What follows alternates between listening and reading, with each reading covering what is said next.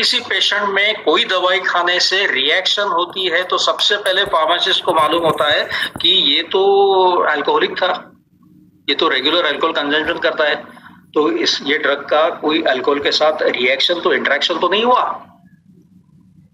This is known to him. That is why they should be reported from community level to the regulatory level, and through regulation ऊपर जाते रहेगा. That is how we are supposed to work, but it is not happening.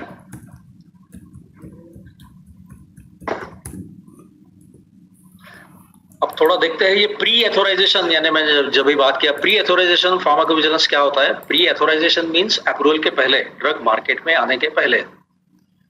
Clinical trials की phases होती है. कोई भी drug जब market में आता है तो उसके पहले वो क्लिनिकल ट्रायल्स से जाता है, उसकी फेजेस होती है, वो फेजेस में से वो जाता है, फिर कहाँ मार्केट में आता है. अब रही बात इंडिया की, तो मुझे नहीं पता कि इतने लास्ट 40-50 साल में कोई डिस्कवरी, ड्रग डिस्कवरी मॉलिक्यूल की हुई है और उसके कारण वो रॉ मटेरियल और फाइनल प्रोडक्ट मार्केट में आया, मुझे याद नहीं, सॉरी. सारे ड्रग रिसर्च एंड डेवलपमेंट चलता है बाहर में. हाईली प्लेस्ड इकोनॉमी जिस कंट्री की है वहां से रिसर्च एंड डेवलपमेंट को पैसा जाता है, वहां डेवलप होता है, फिर वो मार्केट स्टडी करके सारी दुनिया में कॉपी कर लिया जाता है. This is the scene, this is the fact, this is the basis of drug authorisation. तो क्लिनिकल ट्रायल्स की 4 फेजेस जो होती है, फेज 0 कह सकते हैं कि प्री क्लिनिकल ट्रायल्स. इसको प्री क्लिनिकल ट्रायल इसलिए कहते हैं कि वो क्लिनिकल ट्रायल चालू होने के पहले की होती है, उसमें एनिमल स्टडीज होता है. सो एनिमल स्टडीज में सबसे पहले देखा जाता है उसकी कार्सिनोजेनेसिटी कितनी है, उसकी डेथ कॉजिंग कैपेसिटी कितनी है, मॉर्टेलिटी रेट कितना है, यानी कौन से डोज में मॉर्टेलिटी चालू हो जाएगी. तो ये हम एनिमल्स पे ही कर सकते हैं, ह्यूमन पे नहीं करेंगे. तो दिस इज प्री क्लिनिकल. अब उसकी कार्सिनोजेनिक डोज या डेथ डोज अगर पता चल गया तो फिर उसको क्लिनिकल ट्रायल्स में डालते हैं. तो phase 1 is healthy human volunteers पे किया जाता है. What is phase 1 of clinical trial? That is cost on healthy human volunteers. They are not patient mind well. इसका ग्रुप छोटा होता है, 1 से 20 ऐसे वॉलंटियर्स, हेल्दी वॉलंटियर्स ले जाते हैं और उस पे उस ड्रग का वो नॉन कार्सिनोजेनिक डोज में जो प्री क्लिनिकल ट्रायल से आया है वो डोज में उनको देते हैं वॉलंटियर्स को, और उस पे कुछ इम्पैक्ट्स देखते हैं ह्यूमन बॉडी पे. Almost 70% of the drugs passing through phase 1 they fail.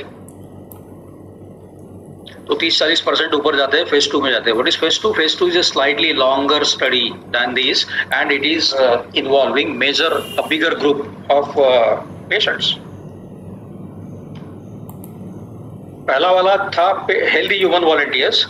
phase 2 में आ गए patients. Comparatively small group है. Suppose 200, about 200-300 patients are selected, और उस पे इसके साइड इफेक्ट के लिए स्टडी किया जाता है. Again 30% of those coming from phase 1 are selected and passed on to phase 3. Phase 3 may go for years. It is a study over a large group of patients. May be thousands. फिर side effect देखे जाते हैं, efficacy देखी जाती है, और phase 3 में से पास होने वालों को एथोराइजेशन यानी अप्रूवल दिया जाता है. अब वो ड्रग मार्केट में आ सकता है. So this is phase 0, phase 1, phase 2, phase 3. ये हो गया क्लिनिकल ट्रायल्स का 4 फेजेस, जिसके बाद अप्रूवल मिलता है मार्केट में आने के लिए. फिर वो ड्रग मैन्युफैक्चर करके वो मार्केट में आ गया. मार्केट में आने के बाद उसका सेकेंड स्टडी चालू होता है, पोस्ट एथोराइजेशन फार्माकोविजिलेंस. यानी वो फार्मेसी के शेल्फ पे बेचने के लिए रहेगा या पेशेंट के घर में खाने कंजम्पशन के लिए रहेगा, लेकिन उसका स्टडी चल रहा है. मेटफॉर्मिन के 5 साल के बाद अगर मुझे कोई इफेक्ट दिखाई देगा मेरे बॉडी में, तो I will report it as a adverse drug reaction after 5 years, after long time reaction. मुझे ऐसा मेरे लीवर में प्रॉब्लम महसूस हो रहा है, या I am getting migraine, or sort of headaches in the evenings when the dose is reduced. Likewise, if I report this, it would be analyzed with other patients. ये हो गया पोस्ट ऑथराइजेशन. तो थोड़ा सा डायलेमा यहाँ आता है कि क्या मार्केट में ड्रग आने के बाद भी हम कह सकते कि वो सेफ नहीं है? Drug authorities, food and drug administration, drug regulator has approved it and still you are saying that studies continued. तो क्या हम गिनी पिग्स हैं? Answer is yes. ऐसा होता है क्योंकि लॉन्ग टर्म इफेक्ट तो नहीं पता चलेगा. 5 साल के बाद क्या इम्पैक्ट हो गया, 10 साल के बाद क्या इम्पैक्ट हो गया, तब तक हम लोग नहीं रह सकते हैं. It is not possible. अब कोविड के लिए जो तो मेडिसिन आ रही है, vaccine and even oral dosage forms, उसके लिए तो रैपिड क्लिनिकल ट्रायल्स दी जा रही है. ये थोड़ा हटके है, यानी कोविड के लिए हटके हुए, because of pandemic it is being given permissions. अभी रिसेंटली आज ही मैं पढ़ रहा हूँ कि नया ड्रग कोई ग्लेनमार्क को दिया जा रहा है. तो ये फेजेस में से वो क्रॉस नहीं हुआ है, but it was a need of the hour, that is why it has been fast forwarded. ठीक है. तो conduct of pre and post authorisation pharmacovigilance is extremely essential for patient safety. Patient safety के लिए approval के पहले का study clinical trials और approval के बाद का स्टडी पोस्ट ऑथराइजेशन ट्रायल्स, ये बहुत बहुत इंपॉर्टेंट होती है.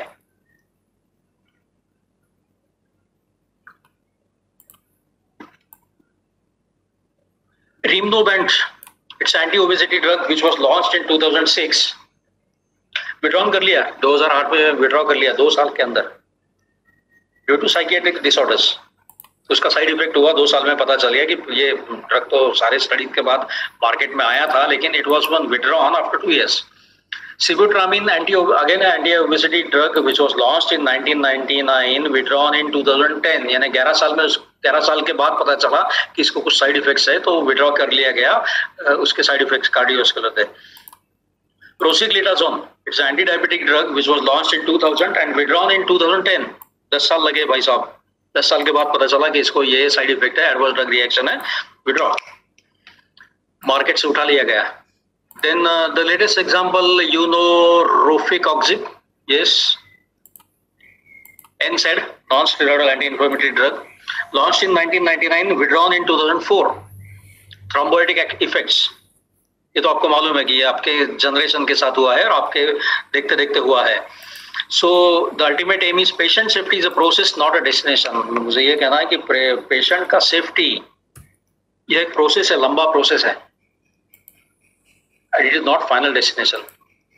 यानी जो ड्रग मार्केट में 10-15 साल से भी है, वी कैन नॉट से विद गारंटी कि इज 100% सेफ. हो सकता है 10 साल के बाद कुछ इंपैक्ट्स बताए, बॉडी में चेंजेस आते, एजिंग के बाद चेंजेस आते. Simple example paracetamol. मेरा हेडेक जब 10 साल पहले 500 मिलीग्राम से रुक जाता था, ठीक होता था, अभी मुझे 2 टैबलेट लेनी पड़ रही है. Maybe because of ageing, maybe because of some other genetic factors और समथिंग एल्स, लेकिन ये होता है. सो ड्रग के इफेक्ट चेंज होते रहेंगे. तो पेशेंट सेफ्टी इज लंबी प्रोसेस, ये आप ख्याल में रखो. अच्छा, ये होते क्यों है एडीआर्स, एडवर्स ड्रग रिएक्शंस वगैरह क्यों होते हैं? आपने अगर सोचा कि कोई भी हॉस्पिटल पे जाके देखिए, मेरी आदत है, मैं तो जाता हूँ, यानी it's a good place for me to retrospect.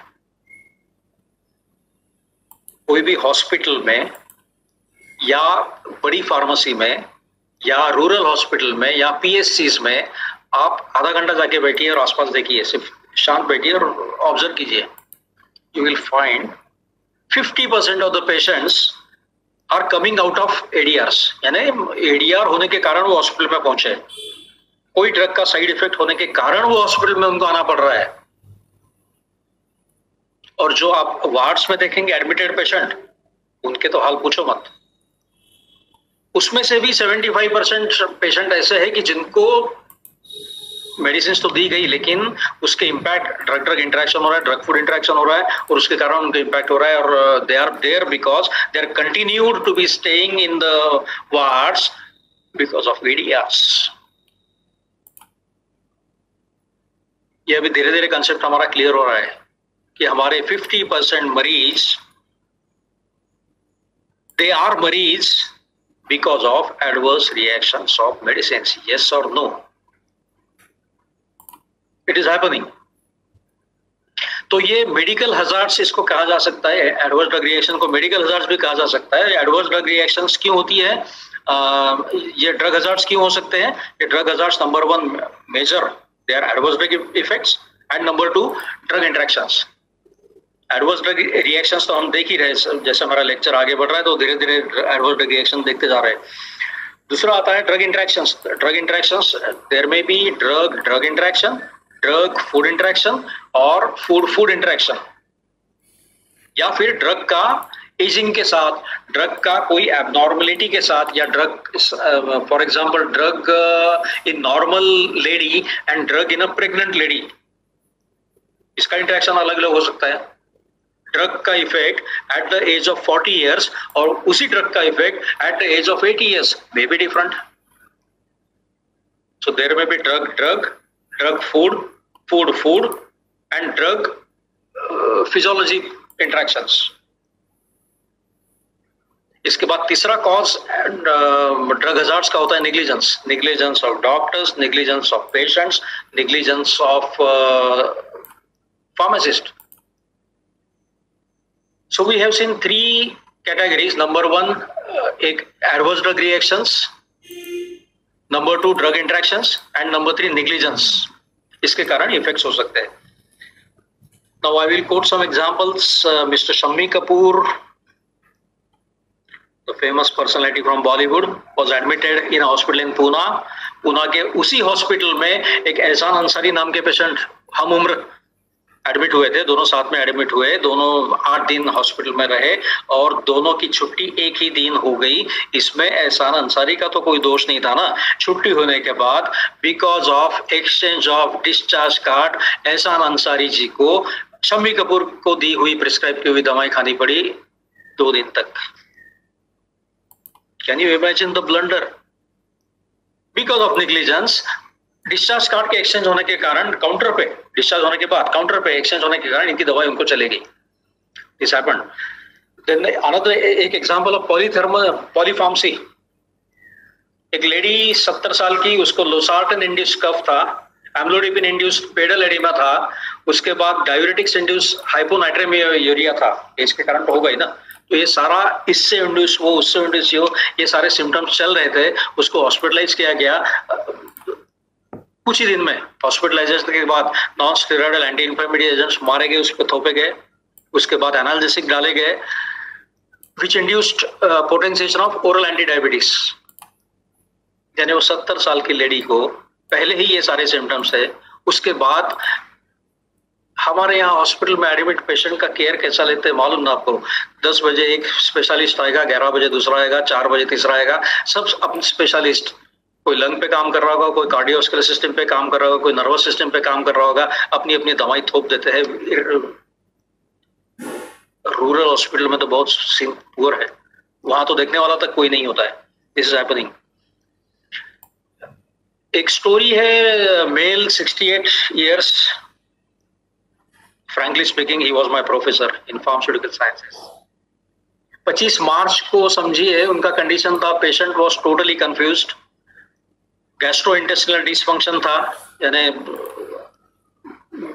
कोई खाना खाने की इच्छा ही नहीं हो रही थी उनके। मेंटल डिप्रेशन में थे, सीवियर डिप्रेशन, माउथ ड्राई था, बातचीत करना आता नहीं था, ब्लर्ब्स थे। सो ओवरऑल आप समझ गए कि 68 years का ओल्ड पेशेंट है और इसको इतने सारे सिम्टम्स को वो बता रहा है। सो डॉक्टर ने डायग्नोसिस क्या किया? Mild hypertension, marginal diabetes mellitus, उसके बाद इमोशनल डिस्टर्बेंसेस। चलो फायरिंग चालू होगी, ये सिम्टम्स दिख रहे, ये डायग्नोसिस हो गया, तो all the medicines were fired. Blood test कराए गए, ब्लड टेस्ट फॉर्चुनेटली सारे नॉर्मल आ गए, ब्लड टेस्ट रिपोर्ट सारे नॉर्मल है। तो करना क्या है? तो जब ब्लड टेस्ट आपके बता रहे हैं कि आपको कोई बीमारी नहीं है, लेकिन सिम्टोमेटिक आपको ऐसे दिखाई दे रही है और आपको दवाई खानी पड़ रही है, so another of my professor, मेरे रेवर्ड गुरु जो अभी नहीं है, डॉक्टर ए.के. डोरले, उन्होंने एक सजेशन दिया कि स्टॉप ऑल मेडिसिन इमीडिएटली। 25 मार्च को जो उनकी कंडीशन थी, 10 जून को वो बाहर घूमने निकल गए, healthy and hearty, because of stoppage of medicine. यानी ये सारे ड्रग इंटरेक्शन के इम्पैक्ट है ना उनके बॉडी के ऊपर, ये सो नो। अभी आप कोविड में भी व्हाट्सएप पे सारे मैसेजेस देख रहे होंगे कि 4 महीने से लॉकडाउन में चल रहे हैं, डॉक्टर्स नहीं खुले हैं, क्लिनिक्स नहीं चालू, तो पेशेंट हेल्दी है, सारे मस्त, कोई बीमार पड़ने को किसी को फुर्सत नहीं है। घर का खाना अच्छा मिल रहा है, बीवी के हाथ का खाना मिल रहा है, हेल्दी फूड मिल रहा है, जंक फूड जा नहीं रहा है, एक्सरसाइजेस हो रहे हैं, इंटरेक्शंस हो रहा है, रिलेशनशिप में सुधारना है, ये तो फैक्टर सही है। But at the same time doctors के शटर्स खुले नहीं है, तो क्या ये रीजन हो सकता है न बीमार पड़ने का? Yes maybe no, I don't no.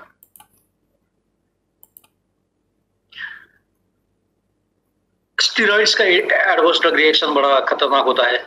A case of young women जिसको 70% डिसेबिलिटी थी, एनाल्जेसिक्स उसको चल रहे थे, एंटीबायोटिक्स चल रहे थे, एंटीबायोटिक्स भी चल रहे थे because of some other disorders, maybe some infection, उसमें स्टीरॉइड्स दिए गए। अब ये स्टीरॉइड्स ने बोन्स को खा डाला। कॉर्टिकोस्टेरॉइड इंड्यूस्ड ओस्टियोपोरोसिस का शिकार 70% gone. A girl from Chennai who was suspected pheochromocytoma, water retention, hypertension, breast pain चालू हो गए।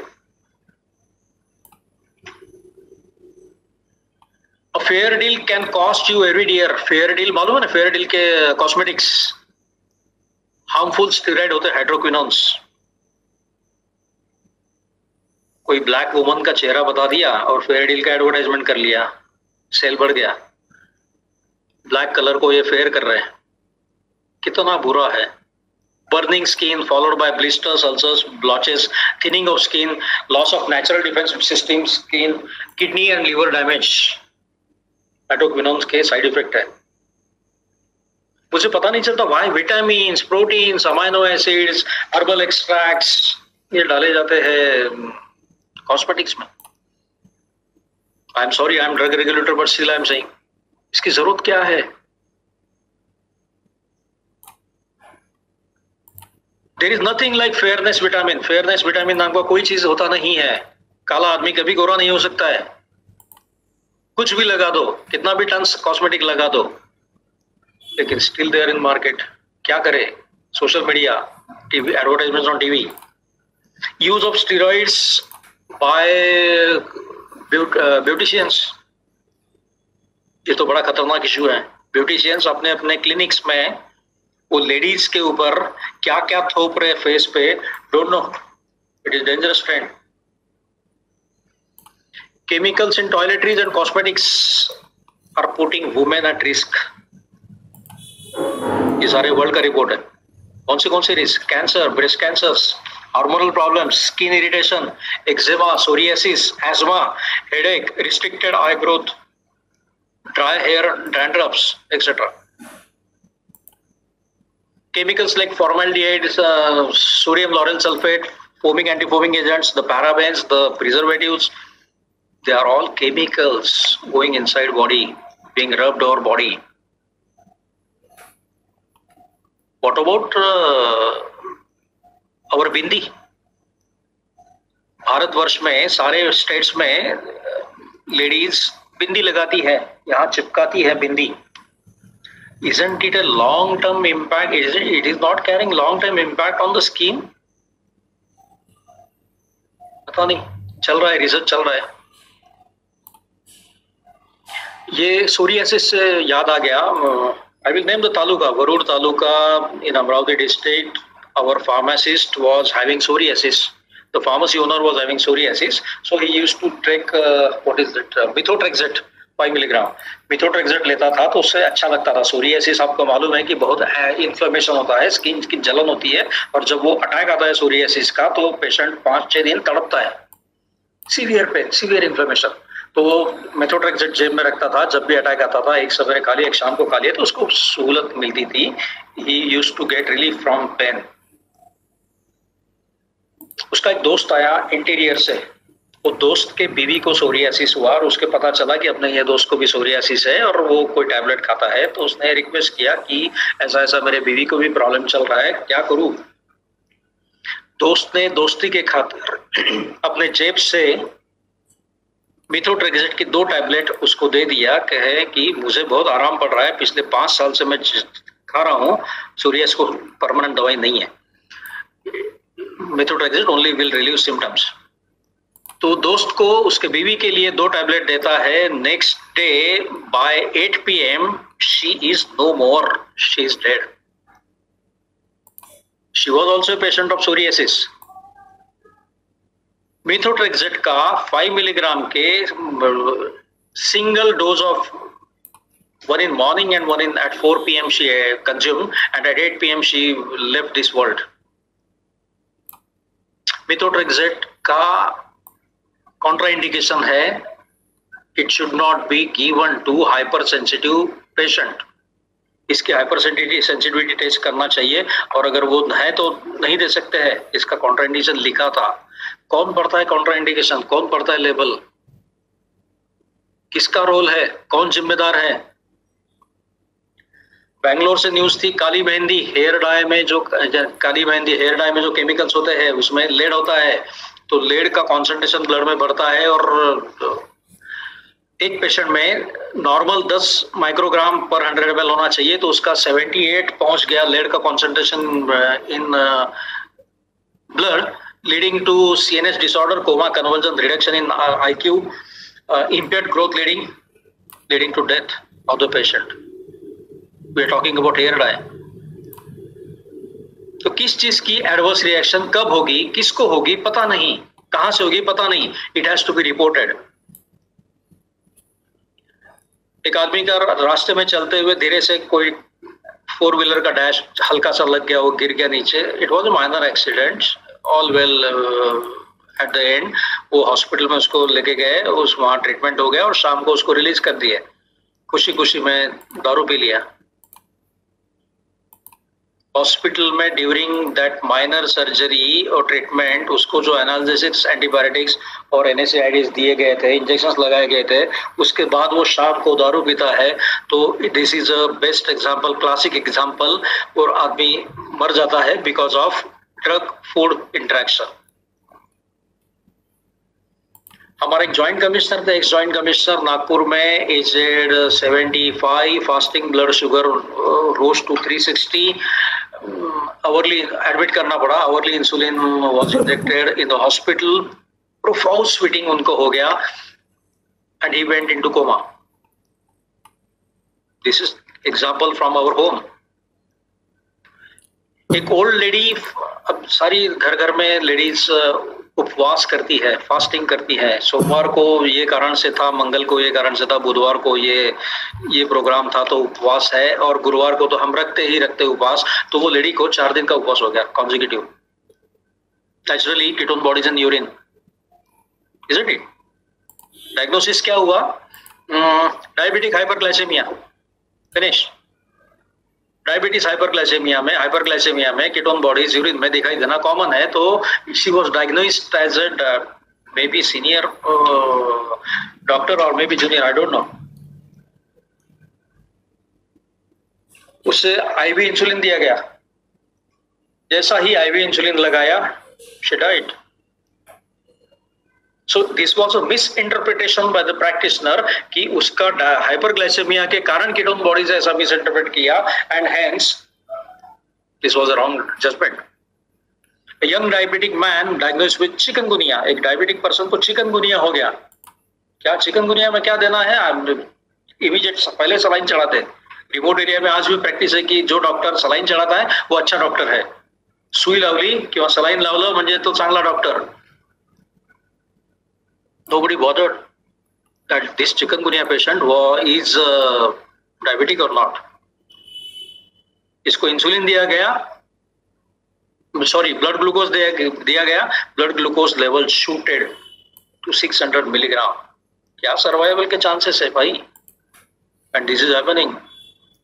Only thing is we are not aware about it. Only thing we are not conscious. We are not focusing on this aspect. Fortunately और unfortunately हम लोग इस पे दुर्लक्ष्य करते जा रहे हैं. आई सर्जरी का कैंप है आजकल. कैंप लेना फैशन हो गया है. तो सर्जरी, आई सर्जरीज का कैंप कहीं भी ग्राउंड में टेंट लगा के होते हैं. तो ये पेशेंट को एक आई ड्रॉप, दूसरा आई ड्रॉप, तीसरा आई ड्रॉप न डालते हुए क्यों ना उसको एक बाउल में मिक्स करके वो आई ड्रॉप्स डाल दिए. ऐसा हुआ है. और ऐसे से 78 पीपल की, पेशेंट्स की आंखें ब्लाइंडनेस आ गया. क्या आपने सुनी नहीं है खबर? ऐसी खबरें आपके रिमोट एरिया में नहीं आती है? Blindness because of negligence by the eye specialist. होता है, सब जगह हो रहा है. तरुण भारत नागपुर में न्यूज थी. तो वो नर्स ने, हमारे यहाँ तो नर्स ही लगा दिया ना इंजेक्शन, सलाइन नर्स ही लगाएगी ना, डॉक्टर थोड़ी लगाएगा. डॉक्टर तो समय कहाँ है. दूसरा पेशेंट, नेक्स्ट पेशेंट. डॉक्टर ने डायग्नोसिस कर दिया, पेशेंट को लिटा दिया और नर्स ने सलाइन चढ़ा दिया. तो नर्स ने इंट्रामस्कुलर सलाइन लगा दिया. Normal saline infusion, intramuscular. क्या होने वाला है? Who will look after the patient? Quacks, plant extracts, herbal extracts.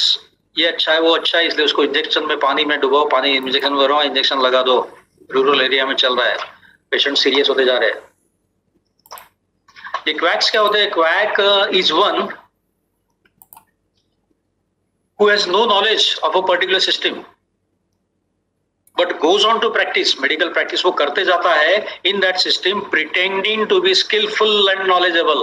मुझे बहुत नॉलेज है और बहुत स्किल है, ऐसा करके मैं वहां से पढ़ के लिख के आया हूँ. बॉम्बे रिटर्न लिखा भी रहता है रिमोट एरिया में. डॉक्टर के नेम प्लेट पर बॉम्बे रिटर्न लिखा हुआ रहता है. So ये quacks they feed on people's lack of knowledge, lack of education.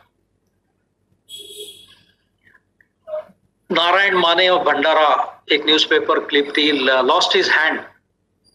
क्या हुआ? एडमिटेड था, सलाइन लगाया हुआ था, लेकिन वो सलाइन खत्म होने के बाद उसकी नीडल किसी ने विड्रॉ नहीं की. ख्याल ही नहीं, सब बिजी.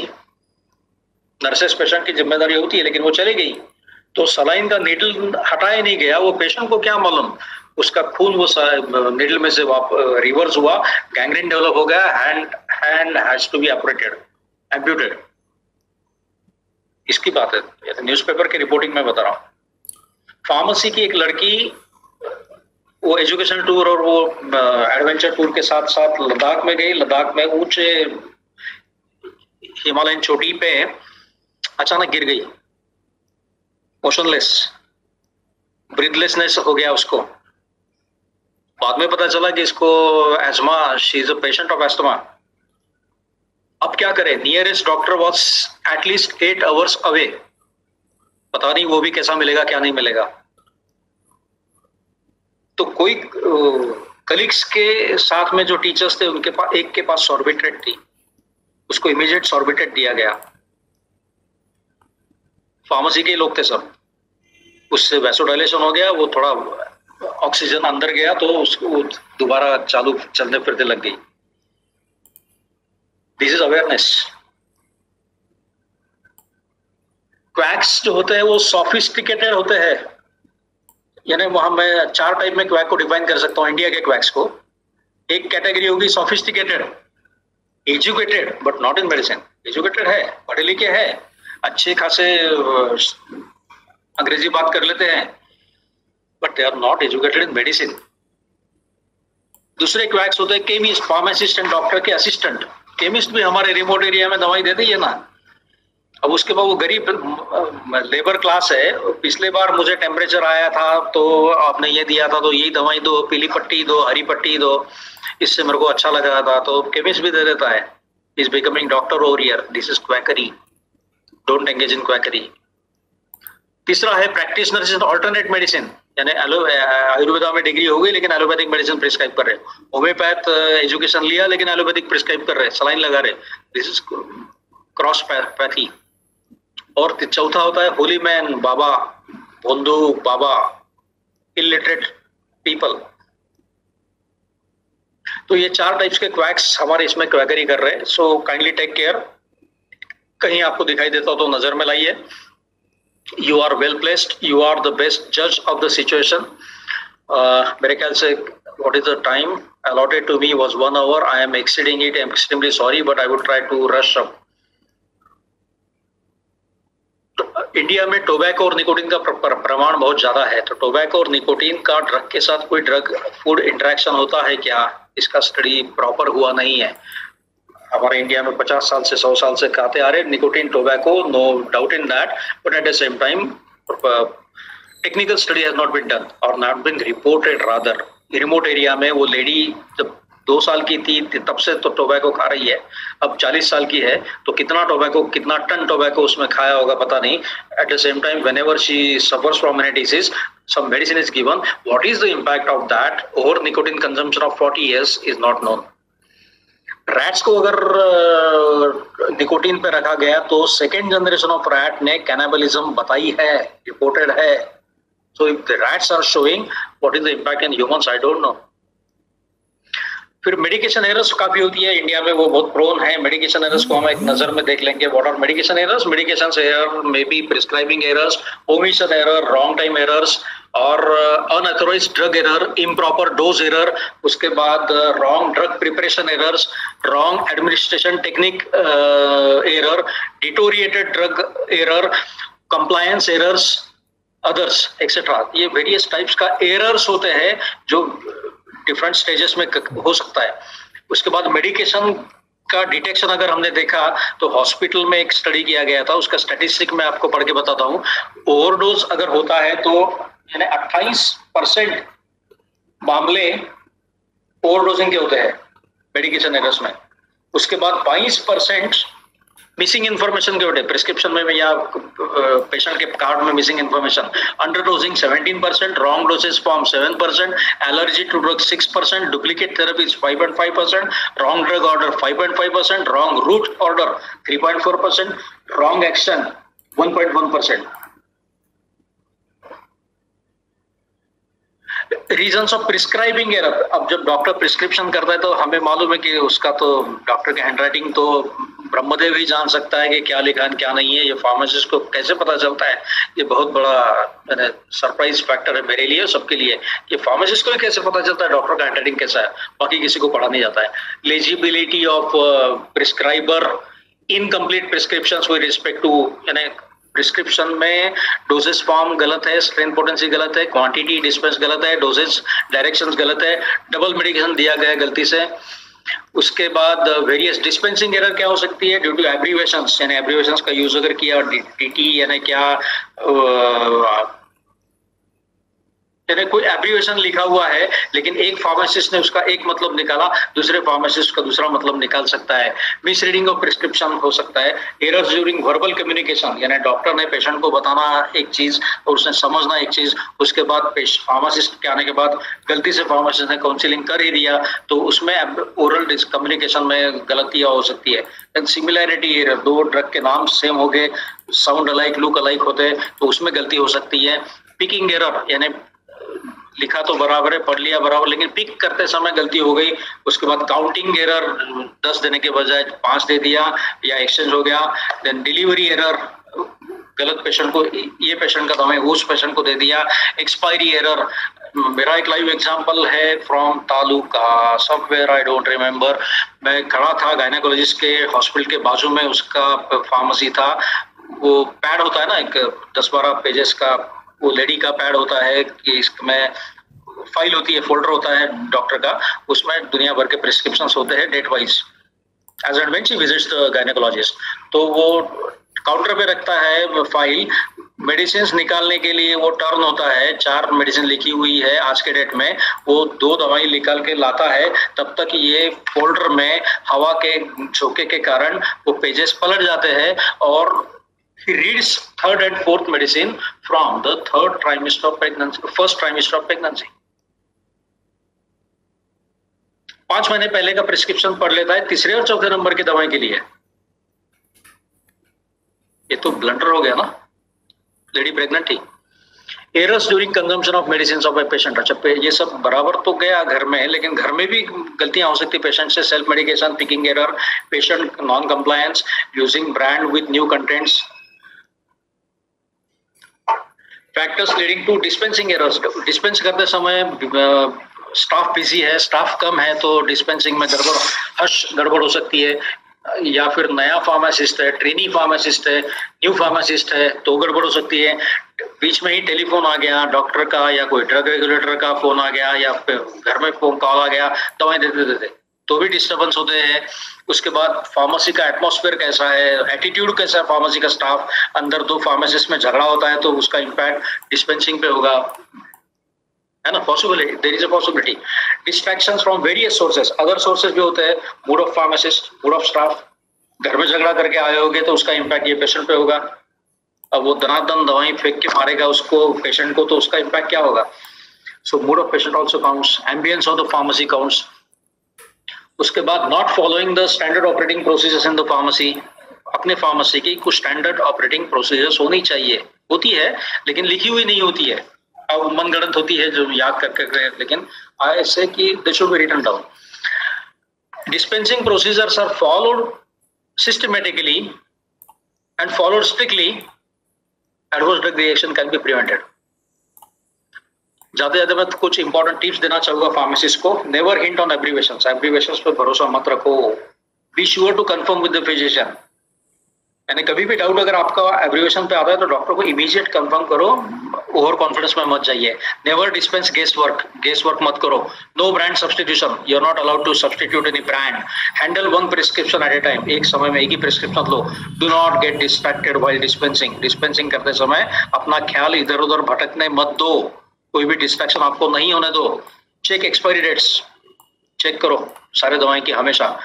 और first in first out FIFO policy follow करो, और अपनी फार्मेसी की लेट डाउन प्रोसीजर्स फॉलो करो।